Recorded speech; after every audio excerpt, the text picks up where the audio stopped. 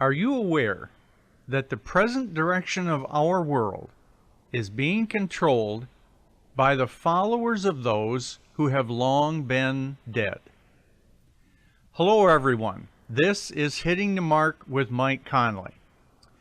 When we hear names like Marx, Lenin, Stalin, Freud, Hitler, Darwin, Aleister Crowley, Manly Hall, and the Prophet Muhammad, the list is extremely long.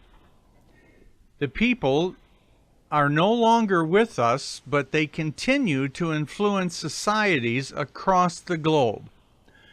Our world is filled with violence virtually every day, from personal assault, cataclysmic events such as earthquakes, tsunamis, children harming or killing their parents, the recent school stabbings. As I write this, the search is continuing for the Malaysian airplane and its passengers. Another shooting at Fort Hood, the second in 5 years, has taken place, and genocide is growing in many parts of the globe, though unreported, through Islamic conquest. The direction of President Obama, whose real name, by the way, is Barry Soetoro, comes directly from the writings of the extremely radical Saul Alinsky. Saul Alinsky advocated going into low-income, underprivileged communities. Then, through social, economic, and political means, community organizers would try to bring about equality in those neighborhoods. This was done mostly for the gain of the organizer. This very idea, however, was initiated by a young man in Saudi Arabia from the town of Mecca named Muhammad. After 9/11, politicians and news reporters declared that Islam was a peaceful religion. Groups like Al-Qaeda were just fanatical offbeat types that do not represent true Islam. What did the reporters and politicians base their assessment on? I'd like to introduce you to a writer called Dr. Daniel Pipes, and he's written a book called Militant Islam Reaches America. Dr. Pipes was formerly an instructor at the University of Chicago and Harvard University. He has also served with the U.S. State Department and the Department of Defense. He's the author of 10 prior books, and he is now director of the Philadelphia-based Middle East Forum. He is also a columnist for both the New York Post and the Jerusalem Post. In his book, he writes this: "It was not so long ago that Westerners could converse freely about Muhammad, Islam, Muslims, and militant Islam, just as they still can about parallel Christian subjects. No longer. Violence and intimidation have shut down the frank discussion of Islam. It has reached the strange point that in a secular, Christian majority country like the United States, a biographer of Jesus has freedom to engage in the most outrageous blasphemies, while his counterpart, working on Muhammad, feels constrained to accept the pious Muslim version of the Prophet's life. I present this silencing as a potential first step toward the imposition of Islamic law in America." I'd like to share one more quote. This is from a gentleman named Siraj Wahhaj. He is an influential black convert to Islam. He said this in an audience in New Jersey in late 1992. If we were united and strong, we'd elect our own emir and give him allegiance. Take my word, if 6 to 8 million Muslims unite in America, the country will come to us. If Muslims were more clever politically, Wahaj told his listeners, they could take over the United States and replace the constitutional government with a caliphate. So we need to look in to Muhammad, the Quran, Islam, and many other issues, because Islam is going to play a major role as we approach the time of our Lord's return. So we want to take an in-depth look at Muhammad and his followers throughout history. Now, we have approximately 1,400 years of history on which we can build from. Before we start, I will also, in later programs, cover parts of the Quran. Many studies and polls have shown that Christians do not read their Bibles regularly, if at all.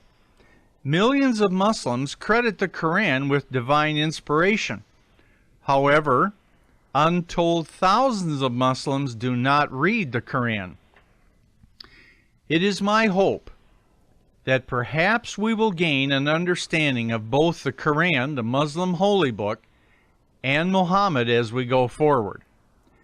There are many questions that need to be addressed concerning the idea of Islam being a peaceful religion. If in fact it is so peaceful, then why are there so many verses about the killing of infidels and those who resist Islam?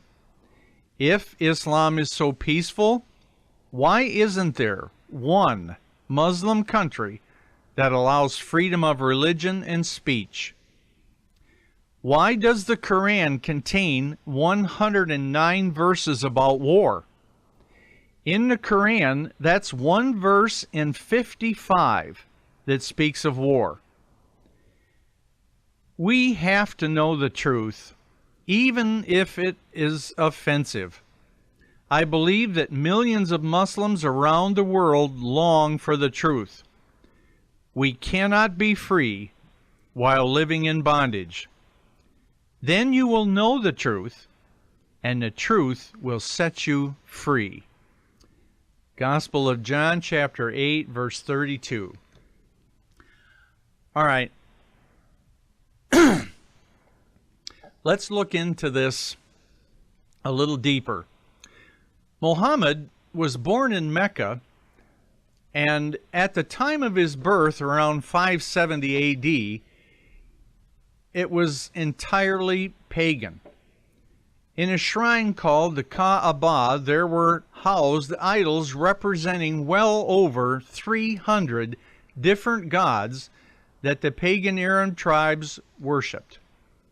Muhammad's father died before he was born. His mother died when he was around 6 years old.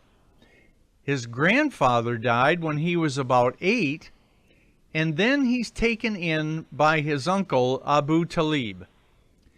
Abu Talib was a merchant trader and took the young Muhammad on his many journeys through Saudi Arabia. So Muhammad grew up in a pagan culture that worshipped hundreds of gods. He knew about Zoroastrianism.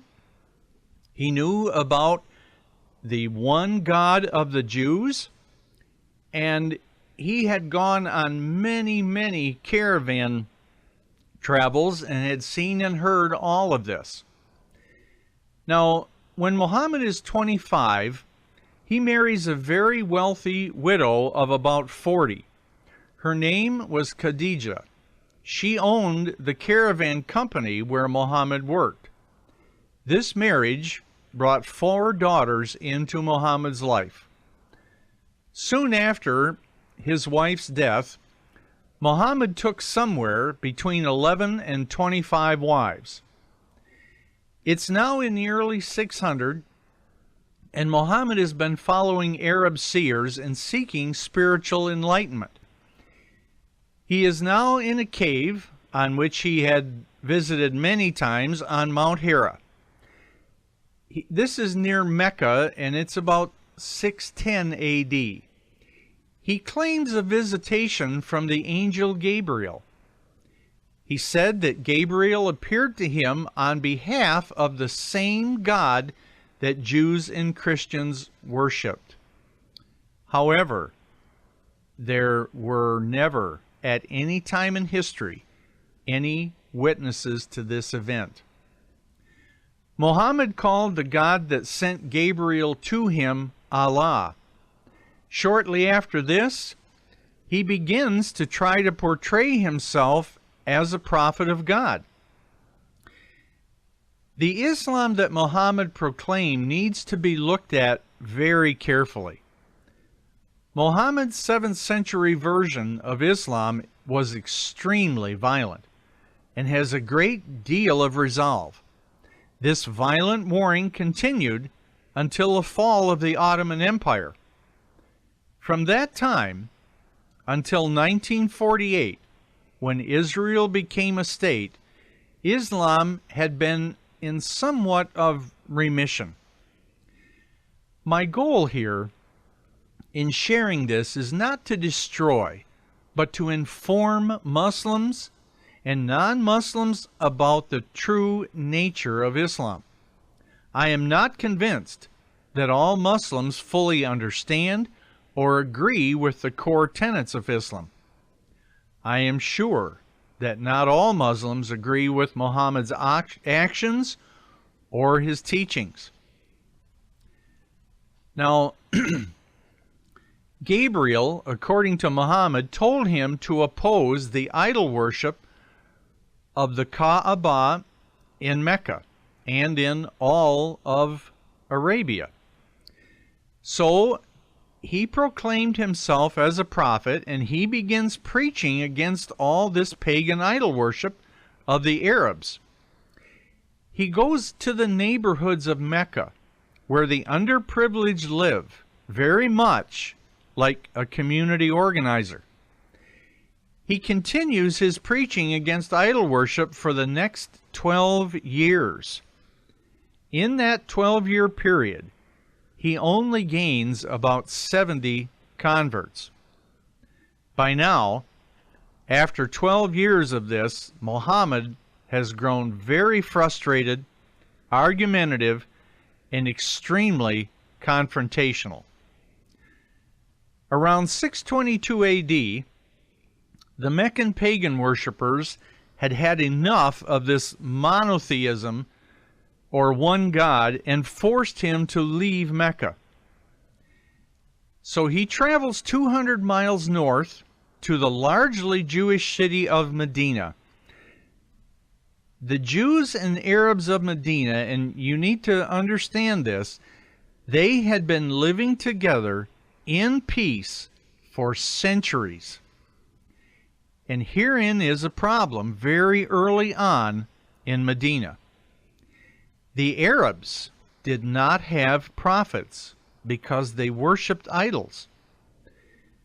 The Arabs were not willing to give up their idol worship in Medina, just as they were not willing to in Mecca. They told him, "We do not know how to recognize a prophet, but our Jewish friends do."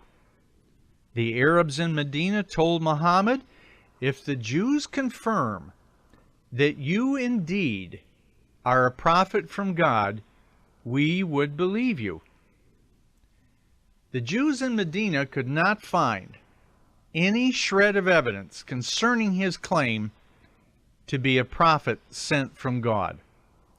One of the criteria they used was the ability of a prophet to do miracles based on the Old Testament. Muhammad had never done any. Under further investigation by the Jews in Medina, they found many holes in his claims. One example of hundreds was leaving out the Passover from the story of the Exodus. Muhammad was rejected by the Jews in Medina as a true prophet. Now, after this rejection, Muhammad in his heart decided that he's going to purge the Jews from Medina. Before any retaliation of the Jews in Medina, he ratified a treaty with the Meccan Arabs, pagans, and Jews. This treaty was, the Arabs and pagans and Jews of Medina. This treaty was called the Constitution of Medina. The treaty gave Muhammad the sole right to arbitrate disputes. It was binding on Muslims, pagans, and Jews to live in a peaceful coexistence. And here again, this peaceful coexistence was something they had already been doing. This treaty, in fact, made Muhammad into a kind of political leader. Muhammad was biding his time until someone in one of the 3 Jewish communities in Medina, for whatever reason, would break this treaty. This breach of the treaty by the Jews would give him the right to then enforce the terms of the treaty. The Arabs were only asking an honest evaluation of the Jews in Medina concerning his claims of being a prophet. The Jews had no idea that their freedom of speech they had enjoyed with their Arab brothers for centuries would soon be coming to an end. The 3 Jewish communities in the city of Medina did Muhammad a huge favor because they allowed him to come in as an immigrant. You need to keep that in mind. This very same immigration factor plays a great role in the days in which we now live. So once again, upon entering into Medina, he goes to the underprivileged neighborhoods and begins to get converts.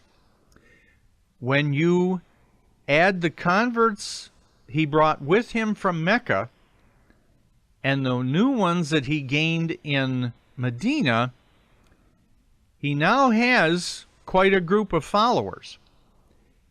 He allows the new converts to rob the caravans coming from Mecca in retaliation for the Arab rejection there. They didn't want to hear any more about one God. He allows his new converts to rob the caravans coming from Mecca for this very reason. At this time, he's got about 300 warriors, and they robbed caravans coming from Mecca, leaving Medina, and many other caravans besides. The women and the girls that were captured on these raids were given to the men of the raiding parties to be their sex slaves. This was the birth of the idea that upon being killed in martyrdom or in battle, or if you were killed trying to kill an infidel, you would be rewarded in heaven with many virgins. The term for this is Horus, H-O-U-R-I-S. This is in the Quran in at least a half a dozen places. This was the final straw that caused the Jews of Medina to continue to reject him as a prophet sent from the God they worshipped. This male sensual enticement, together with the wealth gathered in the raiding caravans, brought many men to join Muhammad. Finally, the constant raiding of caravans brought a 1,000-man army from Mecca to join in battle against Muhammad. Muhammad defeats this 1,000-man Meccan army with his band of 300. The year was 624 AD, and this was the Battle of Badr. Because of this decisive victory, Muhammad believes that Allah wants him to be a military leader as well as a political leader and religious leader. After this, Muhammad fought in 66 more battles, leading 27 of those until his death 8 years later in 632 AD. 5 years prior to his death, in 627 AD, the Meccans once again engage with Muhammad. This time they bring 10,000 people with them, still trying to stop this constant raiding of their caravans and the stealing of their wealth. This time, he digs trenches and potholes all around Medina. As the Meccan force approaches, their camels break their legs because of these trenches and potholes. It took a while, but the Meccans retreat in defeat back to Mecca, and Muhammad once again shows his military genius. Now, Muhammad returns to Medina, but now he is emboldened, and he begins to confiscate the property and the possessions of 2 of the 3 Jewish communities. And let's remember, they allowed him to immigrate into the city of Medina. By the process of bribery or threatening them, he runs them out of Medina. This process in Islam, by the way, is called hudna. What it means is that when you're weak, you make a treaty. But when you become strong, you disregard that treaty. So 2 of the 3 tribes are virtually ran out of Medina. The 3rd tribe, however, he brings all the men into the city square and beheads well over 600 men. The women and the children are all sold into slavery. Muhammad moved through 3 stages as he followed through on all of his campaigns: religious, political, and military. But along with this, he also had 3 other things: immigrate, integrate, and eliminate. Slavery was the #1 way that Islam was financed for 1,400 years. There was a Catholic order called the Trinitarians. Them, along with over 1 million people in Europe, were put into slavery. After Muhammad was in Medina for 5 years, there was not one Jew left in the city where they had lived side by side with their Arab brothers for centuries. Why this hatred for the Jews by this man? Because they rejected him as a prophet of God. Why did they reject him? He tried to show them his knowledge of the Old Testament. But when he spoke of the patriarch Abraham and Haman as contemporaries, along with many other blunders, they had had enough. The world today is being gravely influenced by a man who was never literate.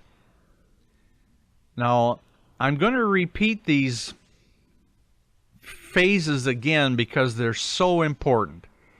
Muhammad used the process of immigrate, integrate, and eliminate. He also used 3 other items to gain control over people and conquer them. He would try to be a religious leader. Then he would once again gain power as a political leader.